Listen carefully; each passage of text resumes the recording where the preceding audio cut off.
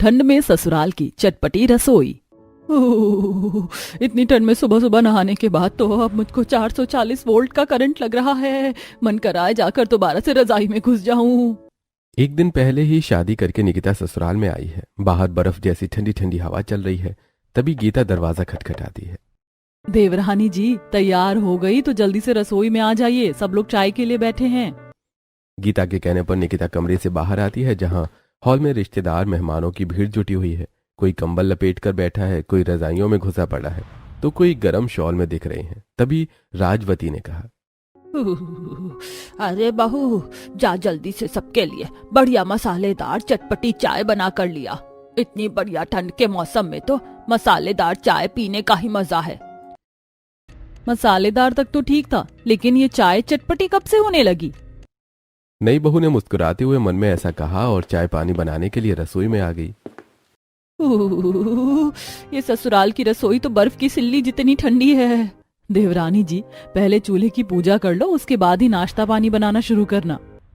निकिता जल्दी से चूल्हे पर स्वास्तिक बनाकर पूजा करती है और चाय बनाने के लिए बर्तन के स्टैंड से फ्राई पैन उतारती है। इस फ्राई पैन में सबके लिए चाय बन जाएगी? अरे देवरानी जी, इसमें ढंग से चाय नहीं पक पाएगी।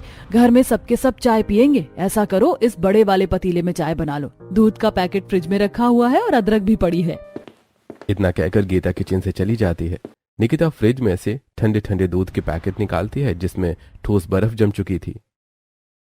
दूध के पैकेट में भी बर्फ जमी पड़ी है। इतना बर्फीला दूध पलटने से तो मेरे तो हाथ का कचूमर बन गया। पतीले में दूध डालकर निकिता उसे उबाल आने तक पकाती है, जिसके बाद वो दूध में भरकर चीनी चाय पत्ती डालकर अदरक कूटने लगती है। वैसे ऐसी सर्दी में तो अदरक वाली चाय पीने में बढ़िया स्वाद आता है। निकिता चाय बन गई क्या? बस भाभी, 2-4 मिनट और पकेगी, चाय तैयार है। चाय में से खास खुशबू नहीं आ रही। तुमने लौंग इलायची तेज पत्ता वगैरह नहीं डाला था क्या? नहीं तो दीदी, मैंने तो इसमें कोई भी चीज नहीं डाली। हमारे घर में तो ठंड में बस चाय में अदरक डालते हैं। हरे ठंड के मौसम में भी लौंग इलायची वाली चाय नहीं पिया तो चाय फीकी फीकी लगती है। अब तो जब तक ठंड का मौसम है मसालेदार चाय बनाने की आदत डाल लो। जी ठीक है भाभी, मैं अभी लौंग इलायची ऐड करती हूँ। मसालेदार चाय पीने के चक्कर में मेरी डबल मेहनत करवा दी ठंड में। वो अदरक वाली चाय ठंड में सबसे बढ़िया लगती है। खैर कोई बात नहीं, सबका अपना अपना टेस्ट होता है। ऐसा कहते हुए निकिता लौंग इलायची कूट कर चाय में डालती है। कुछ देर में चाय बन जाती है। इतने में सास शारदा रसोई में आती है। बहू, ऐसा कर चाय के साथ सभी के लिए चटपटी सी आलू वाली कचौड़ी बना ले। मम्मी जी, आलू की कचौड़ी नाश्ते में भारी हो जाएगा। ऑयली चीज है ना, इसीलिए मैं सोच रही थी सबके लिए वेजिटेबल सैंडविच बना दूं। सैंडविच का नाम सुनकर शारदा मुंह सिकोड़ लेती है। ऐसे ठंड के मौसम में सादे सैंडविच थोड़ी जचते हैं। ठंड में तो चटपटा नाश्ता ही चाहिए होता है। चल अब तू फटाफट से कचौड़ी बना ले, और आलू की कचौड़ी में हरी मिर्च जरा ज्यादा काट कर डालना। हमारे परिवार में मिर्च मसाले सब लोग तेज खाना ही पसंद करते हैं। निकिता अब जल्दी से कचौड़ी बनाने की तैयारी शुरू करती है और सबसे पहले आलू बॉईल करने के लिए ढेर सारा आलू लेकर छीलने लगती है। हे भगवान, एक तो इन आलूओं पर 2.5 किलो मिट्टी चढ़ी हुई है। इसे छीलने में तो आधी मिट्टी मेरे नेल्स में घुस गई। कसम से ठंड के सीजन के पहाड़ी आलू से खाना बनाने में सबसे ज्यादा मिट्टी पहाड़ होता है। बड़बड़ाते हुए निकिता मिट्टी लगे आलू के छिलके हटाकर अब उन्हें धुलाई करने के लिए जैसे ही टोंटी खोलती है तो उसके अंदर से काफी ज्यादा ठंडा ठंडा पानी निकलता है। ठंड से उसके दांत किटकिटाने लगते हैं। हे भगवान, लगता है इस टूटी का कनेक्शन सीधा अंटार्कटिका से कनेक्ट हो रखा है, तभी तो बिल्कुल बर्फ की तरह जमा जमा पानी निकल रहा है। मेरे तो हाथ गल गए आलू धोकर। काफी देर तक ठंडे पानी में आलू साफ करके उबलने के लिए बिठाकर निकिता ढेर सारा आटा परात में छानने लगती है। इतना आटा तो आलू की कचौड़ी बनाने के लिए न रहेगा, अब रहने देती हूँ। तभी दादी सास शीला रसोई में घुसी चली आती हैं। हाय दैया, इतना भर भर कर आटा किस लिए निकाल रही है पोता बहू? अरे भंडारे की पूरी बनानी है क्या? दादी जी, कचौरी बनाने के लिए आटा तो लगेगा ना। अरे आटे की कचौरी कौन खाता है? कचौरी तो मैदा की बनी हुई खाने में स्वाद और खस्ता लगती है। गरम गरम फूली फूली और चटपटी चटपटी आटे की नहीं, कचौरी मैदे की बना। किलसते हुए निकिता अब आटा कनस्तर में खाली कर देती है और अब मैदा गूंथने लगती है। हाँ, एक तो इतनी कड़कड़ाती ठंड, ऊपर से इतना कड़ा मैदा गूंथने में मेरी तो अच्छी खासी कसरत हो गई। बेचारी मेरी उंगलियां फ्राई फिंगर की तरह अकड़ गई हैं। जोर लगा के हाइशा।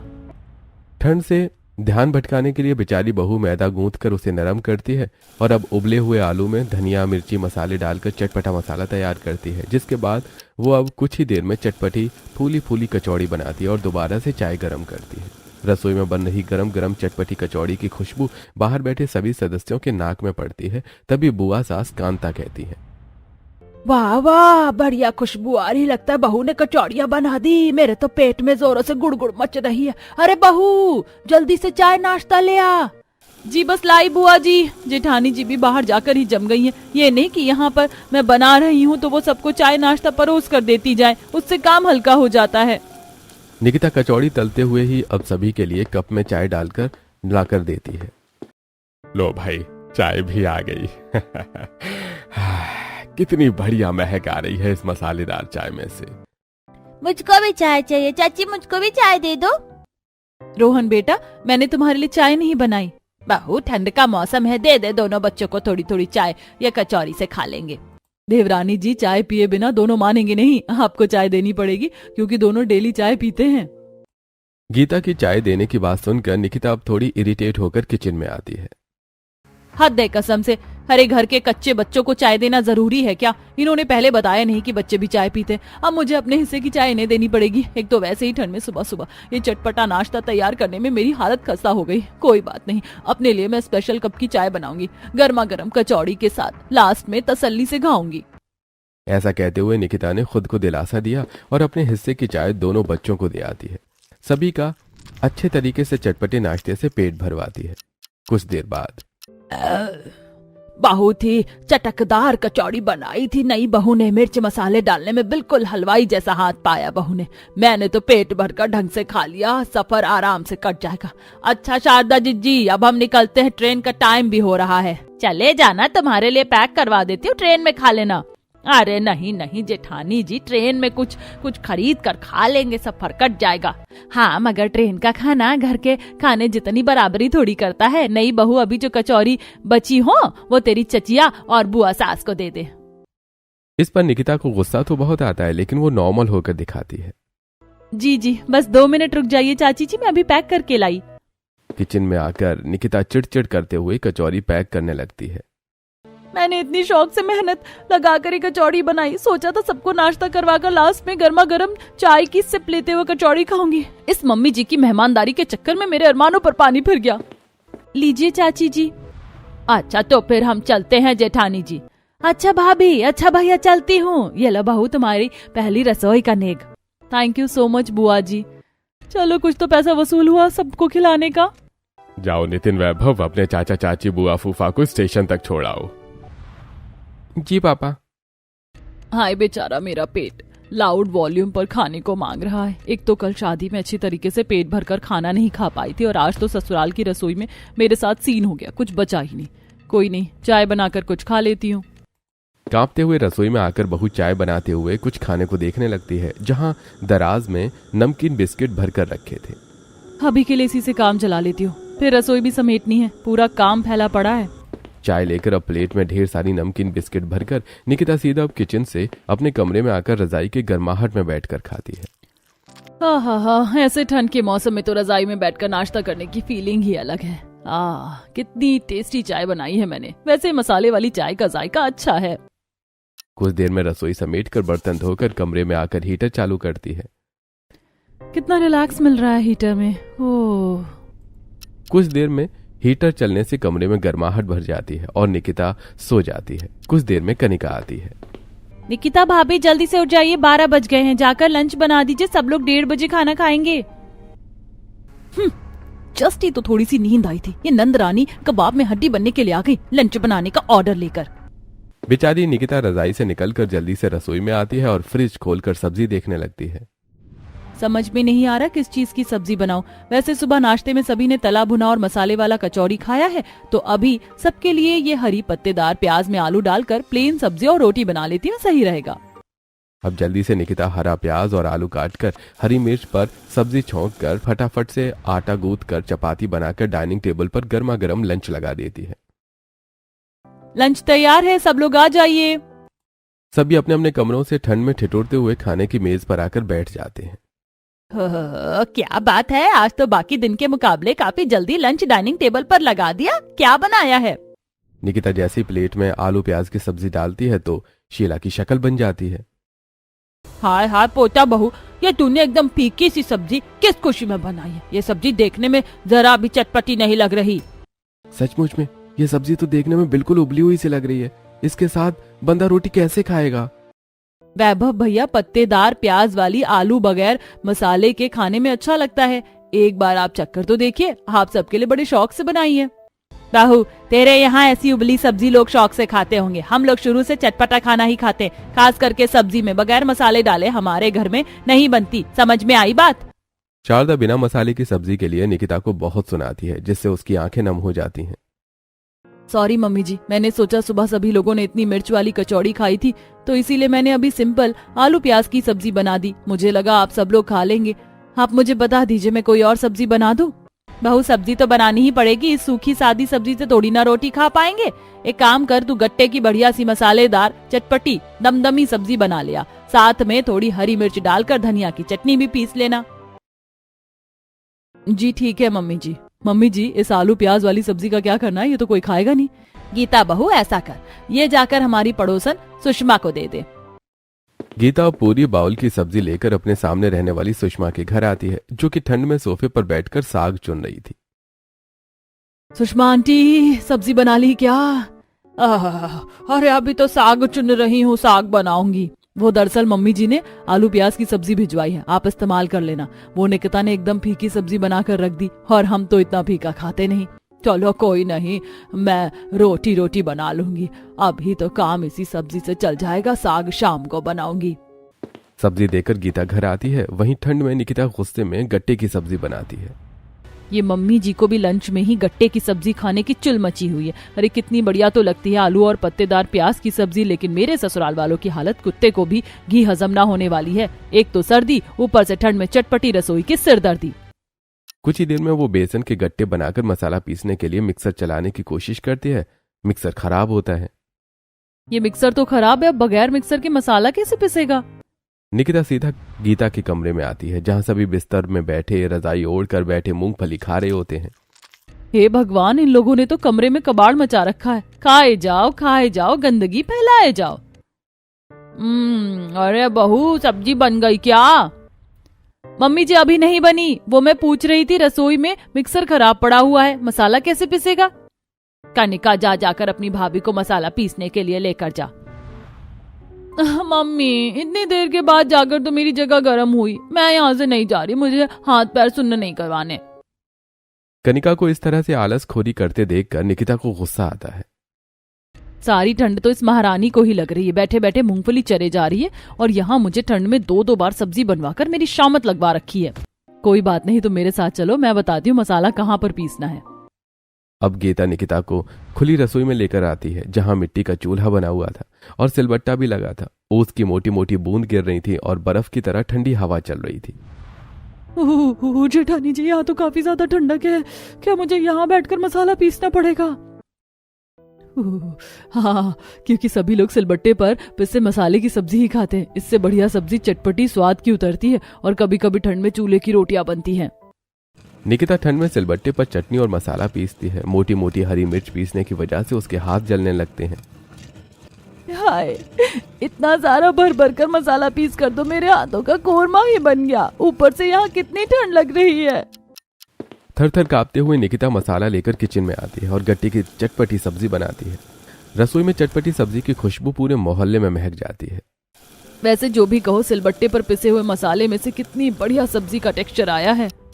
थोड़ी देर में बहू सबको खाना लगाती है। सब्जी इतनी चटपटी बनी होती है कि सभी उंगलियां चाट कर खाते हैं। अब डाला है ना सब्जी में असली दम। कितनी बढ़िया चटपटी सब्जी बनाई है, बिल्कुल मीट की तरह सब्जी बनाई है, एकदम तीखी। सचमुच सब्जी बहुत ही बढ़िया बनी है। सबसे ज्यादा तो सब्जी की ग्रेवी खाने में मजा आ रहा है, एकदम तीखी तीखी स्पाइसी। वैसे आज तो सब्जी के साथ साथ चटनी भी चटपटी बनी है। मैंने तो चटनी से ही भरपेट रोटी खा ली। सबके खाने के बाद निकिता अपना खाना निकाल कर कमरे में लेकर जाती है। मैं भी तो खाकर देखूं अपने हाथ की चटपटी सब्जी। जैसे ही निकिता सब्जी के साथ एक बाइट रोटी खाती है तो उसके कानों से मिर्च के मारे धुआं निकल जाता है। हे भगवान, ये सब्जी है या जहर। चटपटी सब्जी के नाम पर मेरे ससुराल वाले भर भर कर मिर्ची वाली सब्जी खाते हैं। मुझे तो ऐसा लग रहा है जैसे कि मैंने ठंड के मौसम में शादी करके गलती कर दी। किसी तरह पानी पी पी कर बेचारी खाना खाती है, लेकिन रात तक बेचारी बहू का पेट खराब हो जाता है और वो ठंड में बार बार बाथरूम के चक्कर काटती है। आज तो ऐसा लग रहा है ठंड में गुसल खाने में ही बिस्तर करना पड़ेगा। कहाँ मैंने सब्जी खा ली। गीले हाथ पैर लेकर निकिता रजाई में बैठती है, तभी ठंडे पैर नितिन को लगते हैं। अरे निकिता यार, तुम्हारे पैर बिल्कुल बर्फ की तरह ठंडे हैं, प्लीज दूर करो अपने पैर। इतना कहकर नितिन रजाई मुंह तक ओढ़कर सो जाता है। वहीं निकिता रात भर बाथरूम के चक्कर काटते हुए सर्दी जुकाम हो जाता है। अगली सुबह सुबह सुड़ सुड़ करते हुए ठंडे पानी में बर्तन धोती है। सारा खाया पिया तो रात को ही निकल गया। ऐसा करती हूँ बर्तन धोकर धुली मूंग दाल की खिचड़ी बना लूंगी। इतने में गीता और शारदा ढेर सारा चाप खरीद कर लेकर आती हैं। बाहर बड़ी सर्दी पड़ रही है, पूरा सर ओस से गीला हो गया। मम्मी जी, अभी दिसंबर चल रहा है, दिसंबर में तो ठंड ज्यादा ही पड़ती है। देवरानी जी, आज खाने में चाप की सब्जी तड़का दाल बनाना है और कल खाने में मसाले हल्के थे तो आज ज्यादा डालना। और हाँ, साथ में बढ़िया सा बूंदी का रायता भी बना लेना और उसमें जीरा अजवाइन का बुरादा भी डालना। लगता है जेठानी जी के भेजे का स्क्रू ढीला हो गया। अरे बाहर इतनी कड़कड़ाती ठंड हो रखी है और इनको रायता खाना है। मेरा बस चले तो इनके मुंह में मिर्ची लगाकर बर्फ के टुकड़े डाल दूं। बर्तन धोने के बाद निकिता चाप की सब्जी तड़का दाल बनाने की तैयारी करती है। इतना मसाला तड़का दाल के लिए सही रहेगा और ये मसाला चाप की सब्जी के लिए, इससे ज्यादा नहीं डालूंगी। तभी शीला ठिठुरते हुए बावर्ची खाने में आ जाती है। ये दादी माँ जब देखो खाना बनाते टाइम ही रसोई में क्यों टपक जाती हैं? बहू, अरे बहू दिखा जरा कितना मसाला लिया है तूने सब्जी में डालने को। शीला आंखें जमा जमा कर मसाले वाले बर्तन को देखने लगती है। अरे बहू, 2 सूखी मिर्च से क्या होगा, इसमें और मिर्ची भरकर डाल तभी सब्जी चटपटी बनेगी। जब तक सब्जी में से मिर्च की धांस ना फैले खाने में चटपटापन नहीं पता चलता। निकिता गुस्से में बौखलाकर बरनी से ढेर सारी मिर्च ले लेती है और फिर एक बार फिर ठंड में चल रही बर्फीली हवा में बैठकर मसाला पीसती है, जिसमें उसके हाथ आज बुरी तरीके से लाल पड़ जाते हैं और वो रोते हुए सब्जी बनाती है। पता नहीं कैसे ससुराल वाले मेरे अपने स्वाद के चक्कर में बिल्कुल भी तरस नहीं खाते। खुद तो किसी भी ठंड में रजाई नहीं छोड़ी जाती और बहू को दिन भर रसोई में चटपटा खाना बनवाने में लगा कर रख दे जैसे कि मैं हलवाई हूँ। बेचारी हाथों की जलन को कम करने के लिए ठंडे पानी में हाथ डालकर रखती है। वहीं मसाले की मिर्च भरी महक पूरे मोहल्ले में फैल जाती है, जिससे बालकनी में कुर्सी लगाकर चाय पी रही कमला को छींक आती है। हच्चू हच्चू। हे भगवान, एक तो ये शारदा बहन के परिवार वाले ठंड के मौसम में बालकनी में थोड़ी देर बैठना भी मुहाल कर देते हैं। अरे ठंड का मौसम चालू होते इनकी चटपटी रसोई शुरू हो जाती है, दिन भर धांस मचती है। गुस्से में भरकर कमला शिकायत करने आती है। अरे ओ शारदा बहन, ऐसा भी क्या खाना बनाते हो तुम लोग अपने घर में जो जब देखो तुम्हारी रसोई से मिर्च की धांस आती रहती है? कमला की बात सुनकर शीला उससे झगड़ जाती है। हम जो मर्जी बनाकर खाएं, तेरे क्यों खाज खुजली मच रही है? अरे ओ अम्मा, ज्यादा मत बोलो। अरे मोहल्ले में तुम्हारा ही घर अनोखा नहीं है कि घर में खाना बनता है। अरे हमारी भी रसोई में खाना पकता है लेकिन किसी को पता भी नहीं चलता। तुम लोगों ने नाक में दम करके रख दिया है। आंटी जी, आप गुस्सा मत कीजिए, अब से आपको हमारे रसोई में मिर्ची की महक नहीं आएगी। इतना बोलकर गीता रसोई में जाकर रसोई की खुली हुई खिड़की को बंद कर देती है। देवरानी जी, जब तक ठंड का मौसम खत्म नहीं होता खिड़की को मत खोलना। भाभी, ऐसे तो रसोई में काफी ज्यादा मिर्च की धांस भर जाएगी। हमारी रसोई में चटपटा खाना ही बनता है। भाभी, अब कुछ टाइम के लिए एडजस्ट नहीं कर सकती क्या? कनिका, एक दिन मेरे बदले तुम खाना बनाकर देख लो। ठंड में बाहर से मार्केट करके आना और रसोई भी मैनेज करना जब एक दिन खुद करोगी तब पता चलेगा। अरे बहू, इसमें किस बात का इतना एहसान दिखा रही है? अरे बहू का फर्ज होता है ससुराल वालों की फरमाइश के अनुसार खाना बनाकर खिलाना, और हमें चटपटा खाना पसंद है तो हम वही खाएंगे। अब एक आदमी के लिए 10 जनों के मुंह का स्वाद तो नहीं बदला जा सकता।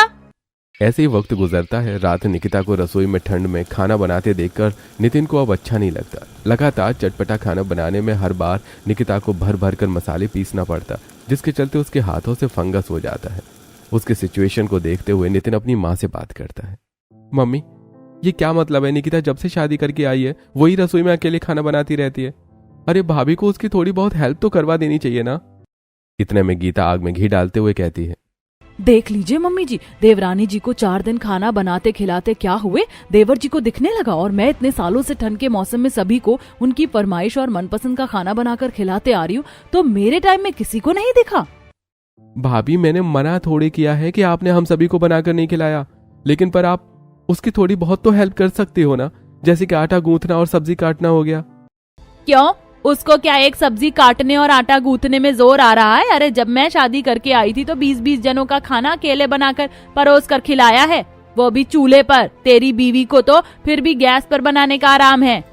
नितिन इसके बाद कोई बात नहीं करता और ऑफिस चला जाता है। ऐसे ही 2-4 दिन गुजर जाते हैं। फिर एक दिन, माँ आज मेरे बॉस ने मुझे और निकिता को डिनर पर इनवाइट किया है, तो निकिता तुम तैयार हो जाना। मगर भैया, अगर भाभी आपके साथ डिनर पर चले जाएंगे तो फिर रसोई कौन संभालेगा? ये तो जैसे मेरी खुशी के बीच में टांग अड़ाए बिना रह नहीं सकती है। नितिन जी आप चले जाइएगा, वैसे भी मेरा खास मन नहीं है जाने का। निकिता तुम मेरे साथ डिनर पर चल रही हो, और रही बात एक दिन खाना न बनाने की, तो आज का खाना भाभी बना देंगी। इसी के साथ बात खत्म हो जाती है। कुछ ही देर में निकिता तैयार होकर नितिन के साथ घर से बाहर निकलती है, जहां वो उसको एक ढाबे पर लेकर आता है, जहां ठंड का स्पेशल खाना बिक रहा था, जैसे कि सरसों का साग, मक्के की रोटी। नितिन जी आपने तो कहा था कि आपको बॉस के यहाँ डिनर पर जाना है, आप मुझे कहाँ लेकर आए हैं? निकिता मैं जानता हूँ तुम अभी तक मेरी फैमिली में एडजस्ट नहीं हो पाई हो, क्योंकि हम लोग चटपटा खाना खाते हैं और इसीलिए तुम कभी भी अच्छे से खाना नहीं खाती। इसलिए मैं तुम्हें डिनर करवाने के लिए यहाँ लेकर आया हूँ, तुम अच्छी तरीके से खाना खा लो। उस दिन निकिता पेट भरकर सिंपल खाना खाती है। उसके चेहरे पर खुशी की झलक दिख रही थी। ऐसे ही समय गुजरता है, पर ठंड में ससुराल की चटपटी रसोई की दिनचर्या अभी भी बहू को पूरी करनी पड़ती। धीरे धीरे निकिता के हाथों का फंगस इतना ज्यादा बढ़ जाता है कि वो एक दिन बगैर मसाले की सिंपल सब्जी बनाती है, जिसे देखकर सब नुक्स निकालते हैं। अरे बहू, तूने किस किस्म की सब्जी बनाई है? बिल्कुल भी टेस्टी नहीं, खाली तेल डाल दिया है। सच में आज का खाना तो किसी कर्म का नहीं बना है। किसी भी सब्जी में नाम मात्र के मसाले भी नहीं, केवल नमक हल्दी में उबाल कर लाई है। दादी जी मुझसे मसाला नहीं पीसा जा रहा है, मेरे हाथों में बहुत जलन हो रहा है। रहने दीजिए भाभी, ये तो बस आपके खाना बनाने से बचने के बहाने हैं। फीकी सब्जी बनी होने के चलते सभी एक बार फिर निकिता पर मुस्कुराने लगते हैं, जिस पर नितिन गुस्से से हाइपर हो जाता है। अरे बस कीजिए आप सभी लोग। अरे एक दिन अगर निकिता ने नॉर्मल सब्जी बना दी तो उसे खाने में आप सबकी शक्ल बन रही है, और वो बेचारी रोज अपने हाथों के छाले में मसाले पीसती है। आप लोगों को तो बस चटपटा खाना खाने को चाहिए, चाहे वो जैसे मर्जी बना कर दे। हाँ, नितिन अब डॉक्टर को फोन करके घर बुलाता है, जो कि निकिता के हाथों की हालत देखकर कहता है, देखिए, जरूरत से ज्यादा मसाला पीसने और पानी वाले काम की वजह से इनके हाथों में फंगस हो गया है। इस वक्त इनके हाथों का खाना खाना आप सभी के लिए भी अनहाइजीनिक होगा, तो हो सके तो इन्हें कुछ वक्त के लिए रसोई के कामकाज से बिल्कुल दूर रखिए। निकिता के हाथों की इतनी खराब हालत देखकर गीता, शारदा, कनिका तीनों काफी ज्यादा अफसोस खाती हैं और अब उसे प्रॉपर आराम करवाती हैं। तीनों मिलजुल कर रसोई के काम देखती हैं, जैसे कि कनिका बाजार से सब्जी लेकर आती है, शारदा सब्जी कटवाती है और गीता सबके लिए खाना बनाती है। 1-2 हफ्ते में निकिता का हाथ फिर से ठीक हो जाता है और ठंड में सुबह सुबह उठकर वो जब रसोई में आती है तभी पीछे से उसकी सास और जेठानी भी आ जाती है। मम्मी जी, भाभी, अब मैं ठीक हो गई हूँ, आप दोनों को खाना बनाने की जरूरत नहीं है, मैं कर लूंगी। नहीं बहू, यदि हमने शुरू से तेरा हाथ बटाया होता तो तेरे हाथों की हालत इतनी खराब नहीं होती, और वैसे भी मिलजुल कर काम करने से जल्दी हो जाता है और मन भी लगता है। चल मुझे सब्जी दे दे, मैं सब्जी काट देती हूँ। और मैं आटा गूंथ देती हूँ, तब तुम बना लेना। अपनी सास और जेठानी को रसोई में मदद करवाते देखकर निकिता को काफी ज्यादा अच्छा लगता है। वहीं ठंड में चटपटी रसोई में वो सिंपल खाना भी ऐड करते हैं, जिसे निकिता भी पेट भरकर खाना खा पाती है।